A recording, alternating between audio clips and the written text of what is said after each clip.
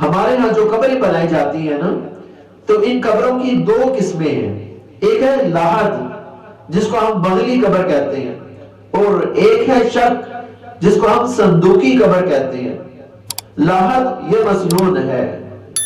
ان دونوں قبروں میں فرق ہے. پہلا گڑھا تو دونوں کا ایک جیسا ہوتا ہے، اور اس میں میں آپ کو قبر کی لمبائی چوڑائی بھی بتلاتا چلوں کہ قبر کی لمبائی کتنی ہونی چاہیے، چوڑائی کتنی ہونی چاہیے، گہرائی کتنی ہونی چاہیے.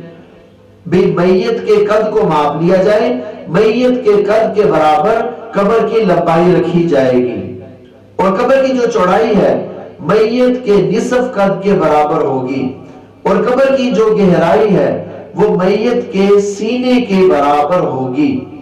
اور اگر میت کے نصف قد کے برابر رکھنا چاہ رہے ہیں گہرائی تو بھی درست ہے. یہ ہے قبر کی لمبائی، چوڑائی اور گہرائی. جو بغلی قبر ہے اس کا دوسرا گڑھا وہ قبلے کی جانب بنایا جاتا ہے، اور جو صندوقی قبر ہے اس کا دوسرا گڑھا پہلے گڑھے کے بالکل درمیان میں ہی بنا دیا جاتا ہے. یہ ہے ان دونوں قبروں میں فرق.